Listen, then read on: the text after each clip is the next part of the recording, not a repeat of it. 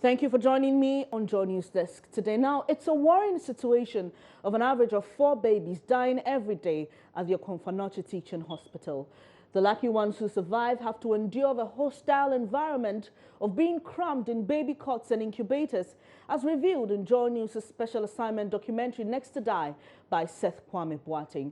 But Health Minister Kweku Agyeman-Manu, in an interview with Joy News' Maxwell Agbagba, has attributed the situation to monetary issues, efficiency and supervision lapses. He's, however, promising his outfit will collaborate with the private sector to arrest the situation. That is sort of a good legacy I've inherited. And we're trying to do certain things in the ministry. It was a little bit too early for me to announce certain things. Luckily for me, the ministry's medium-term plan comes to an end this year, and therefore we are working on a new one that will start from next year. All the challenges and things we have there, some of them seem to be monetary issues, but some part of it is a little bit efficiency management, and some, how do I call it, a little bit more supervision on the part of the human resource that we put there. So we're combining these three deficiencies we may have diagnosed, if I can use that word now, and see how best we can, tackle the issues. It's a legacy, I can't run away from it, so but we'll work on it. Are we going to see an intervention from your ministry very soon on how we can, control the situation? Why not? Definitely yes. So we need to do some planning and look at how we can push things together holistically. Can you tell us how soon that is going to be? Because as it stands right now, 4 babies, at least 4 babies are dying. I don't control everything in the ministry. I'm working with people, right? And we need to work with plans. So if you tell me how early, I can't tell you nothing. We will need money to do some aspects of it. We need to talk to private sector people to help us, partner us to do certain things. And it should be very naive on my part to stand here giving you benchmarks. How do I call it? Bench time marks as to when certain things will happen. But we'll definitely begin to work on them. Let's still stay in the health sector. The Child Nutrition Foundation, a non-governmental organization, has identified malnutrition as Ghana's biggest challenge and not the economy.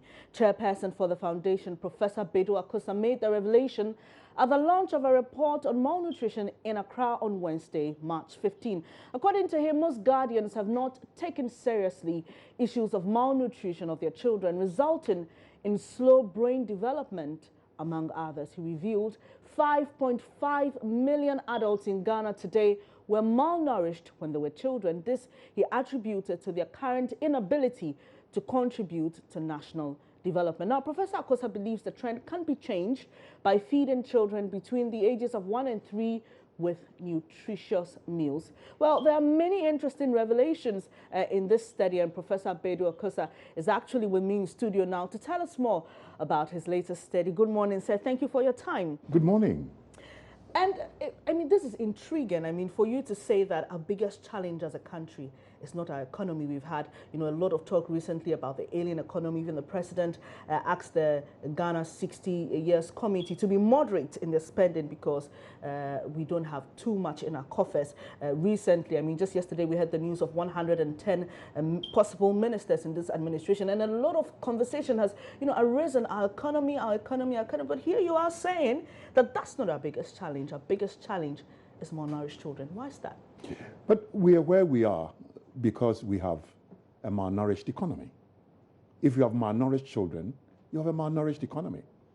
The Economic Commission for Africa on the Africa Hunger Project did a study in Ghana and revealed that as a result of malnutrition, we have a 6.5% of GDP deficit. And that, in monetary terms, is $3.65 billion per annum lost because of malnutrition. And it was that study that said that 5.5 million adults living in Ghana today transited from malnourished children to adults. And you know something? If you're malnourished and you do not die, and you grow as an adult, you don't think you've been afflicted by anything. You do not know that the fact that you failed in school, the fact that you didn't do well in school, the fact that you had repeated illnesses, and so on and so forth, the very fact that you did not die and you're an adult, you would have children, and the food that you were giving as a child is the same food you give to your children. So currently, we're having malnourished children who are children of adults who were malnourished as children. So we're getting into a vicious cycle. And we must try and break that jinx. And if in any country, your greatest asset is your human resource. It's not your natural resources, you understand? Because you need high-thinking, high-intellect people to run your economy. So, Professor, are you suggesting in any way that if we had more nourished children, adults who were nourished as children, our economy could be better? Oh, absolutely. I mean, let's look at Singapore. God did not endow them with any natural resource. Their only resource is their human beings. They have educated, if you take a cohort of children, 100 children, over 80 will get into university. And even those who do not get into university, they are in high-end technical jobs. So the average income earned by a Singaporean is way, way, way in sort of 4 figures, 5 figures. The average person in Ghana earns what? Next to nothing. Because, unfortunately, a sizable proportion of our country folks were malnourished as children and did not get anywhere in school. If you can imagine that, again, let me take a cohort. If you take a cohort of 100 children, the number that get into university in this country is about 10. So from primary school, all right, you get almost 40% falling out into JSS. You get another 40% falling out to SSS, and so on. Why do you think that is so? And it is because a lot of our children are malnourished. If you know the level of ignorance, even among university students, on what is a balanced diet or what is a good diet, you know, filling your tummy can be done easily with anything. There are 4 major food components: carbohydrates, fats, protein, and what protects your body, that is the vitamins and the antioxidants from vegetables and fruits. Take an average Ghanaian diet, and 2 or 3 of this might be missing. Eating carbohydrates and filling your tummy doesn't make a malnourished, doesn't make a nourished child. And the problem we have is that even now, 1988, we had almost 60% of our children under 5 with some form of malnutrition. Today, the sum total is 35%. We've come down, all right? But stunting height for age, you know, is between 11 to 33% of our children under 5. Why? And so you're linking this issue of malnutrition to the cognitive development or the mental development of people in the country, and that's why you're saying that, in effect, we are having the issues we have as an economy because we cannot have people contribute to national development. Is that absolutely. It? Okay. The evidence is that between the period you're in your mother's womb and 2 years of age, that is when the brain infrastructure is rapidly developing. If your mother's nutritional status was poor, and of course, when you're born, you don't have, 6 months is exclusive breastfeeding. Nature is so kind that even however poor your nutritional status, the milk, it will exact enough nutrition to give you a reasonably rich milk. But after the 6 months, when we start adding supplementary feed, that is where we run into problems.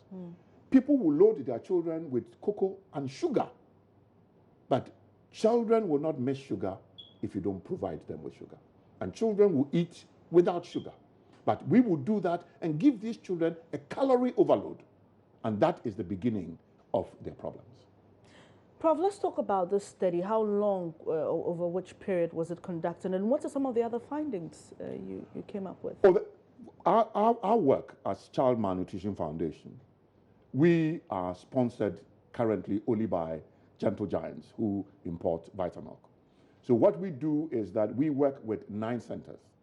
We work with Princess Maria Louise Hospital, Usher Town Clinic, La General Hospital, Mamobi General Hospital, Medina Polyclinic, Kaneshi Polyclinic, Uduman Health Center, Mahian Polyclinic, and Pentecost Pokuase Health Center.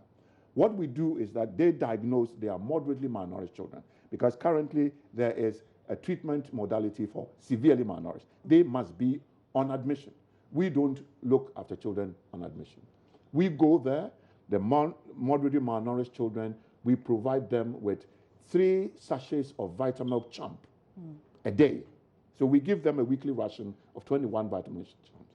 And presumably, after the morning feed, you give them one. After the afternoon feed, you give them one. After the evening feed, you give them one. And we realize that children's weight begins to increase from 20% to 41%. So even on that alone, providing that 125 mils of Vitamilk Champ, and Vitamilk Champ contains, soya milk, so it has protein, it has a little bit of fat, it contains calcium, magnesium, lecithin, riboflavin, thiamine, so many things. Right. So it's good for the child, and that is why it builds the child up. And our study clearly shows that if you add that supplementary milk to this child, and we're doing 1 year to 3 years, the child's weight increases. Presumably, that takes the child out of malnutrition. And this is a child that is ready to confront the world, provided, of course, that the child has had all the immunizations. Because for me, provide the child with immunization, provide the child with nutritious food, and this child is ready to face the world in so many ways. All right. Prof, I know that a lot of people may be punching holes or trying to find a way to really understand this argument, because, for example, the development of a child in terms of the ability to contribute to national development and mental growth is dependent on a lot of factors. So, for example, if the child is really nourished and does not have the right access or the access to education, and then you're looking at some of these things creating a minus. But let's talk about the reason for the inability of parents to. Is it a thing of real poverty or a thing of the lack of knowledge? I think it is a lack of knowledge, because the cost of providing good nutrition to the child is not very expensive. I go to Princess Maria Louise, I talk to mothers, and I tell them that every day, 1 ladle of beans, buy olonka of beans, not expensive. Cook it, and every day, 1 ladle. Crush it in an earthenware pot. Add 2 tablespoons of groundnut paste or peanut butter to that mixture. And every food you give to your child, take a bit of it, scoop a bit of it, add it to it, whether it's soup, whether it's sauce, whatever, add it to it. That adds extra nutrients to the child's food. You're providing the child with enough vegetable protein from the beans. You're providing a child with enough fiber to be able to get good transit through the tummy, and so on and so forth. And all these things add to. And how much would that cost per day? Not a lot of money. But people don't know that. And let me say this thing. My worry is that when you have even told mothers at the clinic, you know what happens? You come the following week and you ask, how many of you did it? Nobody. And you ask yourself, is it that they did not understand what you said? And my conclusion is that 2-3 sentences, they're lost. And that is the level of cognitive development. You might say, yes, of course, if that child is not even battle ready for education, no matter what you do, it's going to fall on deaf ears. It's almost like sowing, when we're in school, the parable of the sower who went out to sow. Some fell on bad rock. Yes. Or, you understand? So in this situation, this child is a bad rock. No matter what you hit at it, it's not going to budge, because the brain infrastructure, all right, it's not there. You understand? So for me, the reason why, and this was a clear statement made by one of the researchers of the Economic Commission of Africa, that if you have malnourished children, you have a malnourished economy. And nothing you do can change a malnourished economy. What is important is to make sure that no child in this country is malnourished. Is that a difficult thing to do? Let's talk about difficulty. Now, yesterday when you launched the report, you stated that you believe the trend can be changed. But let's talk about it. How easy or difficult will it be for parents? For example, you mentioned you go out, you teach them, and they don't do it. So as a society, even as individuals and parents, from your perspective, how easy or difficult will it be for us to, cross this hurdle of malnutrition? It is a difficult challenge, no doubt. But a concerted effort will do it. At the moment, one of the things that we know happens is the LEAP, all right? The livelihood empowerment. Yes. Anybody who is malnourished should have that benefit from LEAP. Now, for me, do you give money? Do you give beans? Do you give eggs? These are some of the fundamental things that we as a society must begin to argue. We are signatories to the International Convention on the Rights of Children, where it clearly states that, yes, it is a parental issue, but where the parent fails, the nation should step in and take action if need be against the parent. The nation is missing in this. Go to any of these centers, not one pesewa is provided even to buy the food to cook for the children. So, for example, in all these 9 centers, if child malnutrition had not stepped in, there would have been nothing being provided for the children. So we ourselves do not even think we have an issue. And that is why I say it is, for me, the greatest challenge. So long as we have that sizable proportion of malnourished children, 5.5 million not contributing to Ghana's economy. What is our population of adults in this country? It's about 13 million. 5.5 out of that 13 million were malnourished as children and are not contributing. And you think your economy will be good? Of course not. But Doc, the argument you've made so far in terms of contributing to national development seems to focus only on the mental capacity. But let's talk about other ways. I mean, I'm sure that's not the only way someone can contribute to national development. They could use their manpower. They could use, any other thing. So first, let's justify this 5.5. Let me tell you, apart from hitting at your cognitive development, your physical ability to work is compromised. I don't know whether you've never met a child who should sweep this room and the child starts crying. No, the ability to work. Physical ability to work. That is how powerful nutrition is in the growing child. So I'm saying, yes, if you have that huge number who are malnourished, look, have the best educational system. It won't touch them with a barge pole. But what is important is that as kids, and we're saying from the time of exclusive breastfeeding to this child is, the evidence is that if by the year 2 you have not reversed the malnutrition, it stays with this child for life. It is irreversible. So as a country, Ghana, a middle-income country, I want to say that our inability to feed our children is the greatest challenge that I face, because year on year, we will continue to have a malnourished economy. Interesting, Doc, really interesting. But let's just probably shift the focus a bit, because we're talking about nutrition, and even as we grow, we keep developing but very tiny rates. Let's talk about nutrition in adults. Is this something we also focus on? Oh, it's again, you see, the thing is that if you see the numbers that are transiting, in this country, 70% of women in the reproductive age group from 15 to 45 are anemic. That is a proxy. It's a proxy for malnutrition. All right? So already, even for the people, the progenitors of the next generation, they themselves have compromised malnutrition. So it is important, again, that even as adults, and I tell most men that if you want your children to be strong, make sure your wife is appropriately nourished. Because to have children who from a malnourished mother, the consequences are grave. There's all evidence that the explosion in diabetes, the explosion in hypertension, the explosion in chronic diseases all start from the nutritional status of your mother. So poor, nourished mother begat a poorly nourished baby, and that poorly nourished baby in adult life will be plagued with a lot of what we call the non-communicable diseases. This is a clear hypothesis that has been described, and it's called Bacchus hypothesis. The issues are that nutrition in the child is the beginning of whether this child becomes somebody or nobody.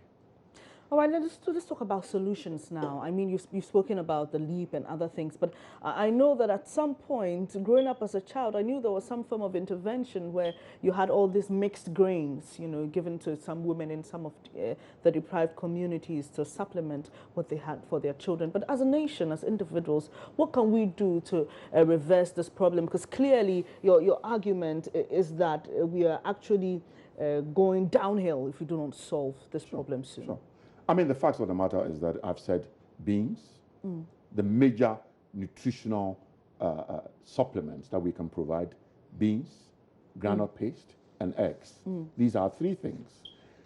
You know, if Ghana decides to meet the Ghana Poultry Farmers Association and say that we are going to provide 1 egg per any child below 5 years, that is a population of 15% of the population, so almost 5 million children. Yeah. 5 million eggs a day.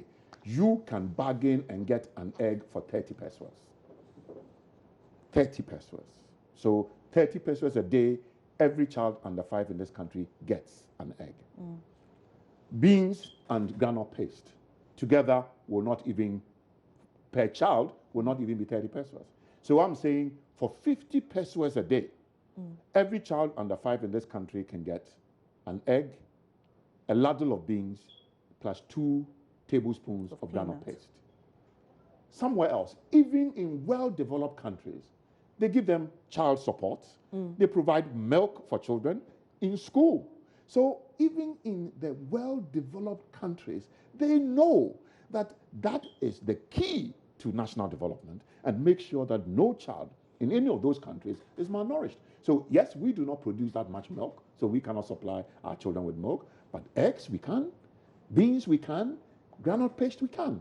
And what is wrong with us as a nation making sure that we will make sure that no child is malnourished in this country, so all our figures of underweight, all our figures of stunting, all our figures of wasting will all go down, all right? Currently, for those who have a lot, their children are also getting onto the other side of the malnutrition loop. There is undernutrition and there is overnutrition. And currently, 3% of our children are overnourished. And you just drive past any of the international schools and see, whoa, whoa. I mean, you see that, yes, you know, these are big mamas and big papas in the future, you know. So while some people don't have, others have more. You understand? And I always say that any child that opens the fridge and can take fruit juice and just drink, you know, the whole bottle and put it down, and it touches nobody. Understand? The next thing, there's another another bit of orange juice there, so the child can have it. Meanwhile, some people, even after feeding, the water they drink is now so damn contaminated, all right, with feces and with everything else, that these children, you know, are in perpetual state of illness and flux. Really interesting, Doc. But I don't know if you've been following us, but since Monday we aired our documentary Next to Die, and it focuses on the mother and baby unit at the Confanote Teaching Hospital. We're talking about children, so I just want to chip this in a bit, and the fact that you're former DG of the Ghana Health Service. A facility started since 1974. 1,000 bed capacity has been left, I mean, over 43 years. And here we are, mothers struggling. They don't have places to sleep. Babies, as delicate as they are cramped up in cots and all that. Now the conversation has moved from the blame game to solutions. What do you think we can do to help these babies and mothers at the mother and baby unit of CATH? I think the greatest difficulty in Ashanti region is that the focus is too much on Confanote Teaching Hospital.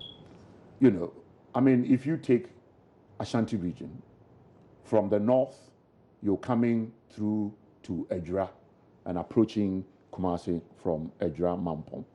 You come from the south, you are either coming through, entering through Obuasi, the Adansi end, or you're coming through the Asante Achim end, or you're coming through the Ofinso end. All those places do not necessarily converge in Kumasi. Facilities in all these areas can mitigate all the problems, and not at such huge cost. We've spent so much on Confanote and it appears as if Confanoche is not able to deliver because somehow we're not able to conclude. 2 incubators in the peripheral hospitals can't solve the problem. And in any case, why should everybody go to the teaching hospital? And it is only because all the other hospitals really are starved of funds. And I remember very, very, very well when I was DG, I had issues with the chief executive of Confanoche. Today, he's the Director General of the Ghana Health Service, and I hope this time round he will see my argument. Not every child born in Ashanti region comes to Confanoche. And let's provide smaller facilities and even reduce the load that comes to Confanoche. Everybody thought that everybody was going to come to Confanoche. That's why they built 1,000 beds. Why? Well, it's not completed, and that's the problem. Well, but if it's not completed, I'm saying that I would even say that rather than complete it now, mitigate the suffering in all the other hospitals now and make sure that you leave that to complete much later on. Because let's not make sure that everybody comes to Confanoche Teaching Hospital. It is bad enough that, I just read on your clip that 4 babies die every day on the average. Why? There's Menchia Hospital, there's South Central Hospital, there's Kumasi South Hospital. All these hospitals are in Kumasi. But they all bring their referrals. Are they telling their story? No. It's the story in Confanoche that gets told. It is a teaching hospital, yes. A teaching hospital is supposed to be a teaching hospital, and I believe that they make money out of selling knowledge. That is why they're a teaching hospital. I was fortunate to have been trained in one of the best hospitals in the world, the Hammersmith Hospital. The Hammersmith Hospital does not generate money through numbers of people who come through. It is a highly specialized hospital, but they sell knowledge to everybody in the world, and that is how they make money.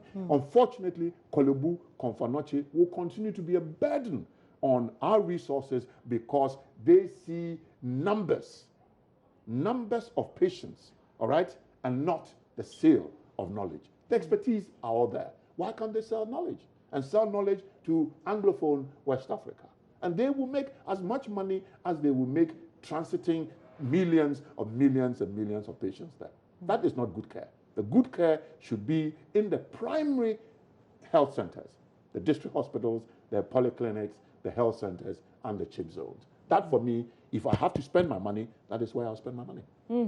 Interesting. Now, talking about other trending issues, Professor, let me bring you to the field of politics as a politician.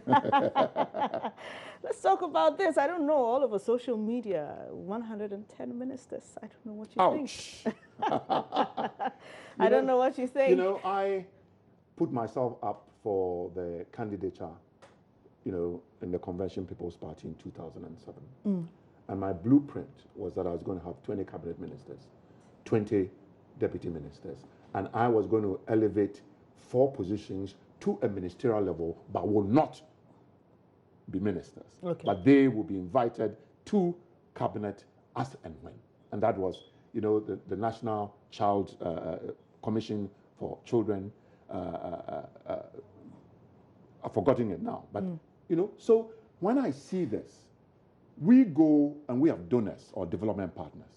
None of them has even half our ministers. And yet we're not ashamed to go and ask them for money. And we have an executive of 110. Mr. President must have a very good reason for that. That reason has not been passed on to all of us. For now that we do not have those reasons, we think it is really, really overbloated. Your last words, Professor. I think Ghana can do very well if Ghana focuses on its human resource and makes sure that no child in this country is malnourished and that every child is allowed to grow to its God-given potential. It starts from feeding the child very well. It starts probably even better from feeding the mother of the child very well. Once the mother's nutrition is good, the child will be born well nourished, and what we give to the child before the child is 5 or before the child goes to 6, and the child can even begin to eat from the school feeding program. Somehow we confuse nutrition with the school feeding program. By the time they are 6 and they get into primary school, the deed is done. It is irreversible. So let's focus on children really under 5, preferably under 2, because that is where the rapid brain infrastructure takes place. Look, America, with whatever it's been able to do, in one Obama's last State of the Nation address, pledged $3 billion into early childhood care. If that was not priority, because the evidence comes out, and now the evidence is irrefutable that brain development is at its maximum before 2 years. And if you are malnourished, then it becomes irreversible. God help a malnourished child in this country. Thank you very much for your time, Professor. Really appreciate you coming here. I've been speaking to Professor Bedwa Kosa. He's the chairperson of the Child Nutrition Foundation, and he's been defending their statement that malnutrition is Ghana's biggest challenge and not the ailing economy. If you missed it, you missed a lot there, but you can get a recap of this on our online page, myjoyonline.com, and pick up the full interview if you came in sometime after we started. We'll take a quick break now, but when we come back, I'll be delving into that issue about one person being feared dead after police fired gunshots to restore calm at Adina community in the Ketu South District.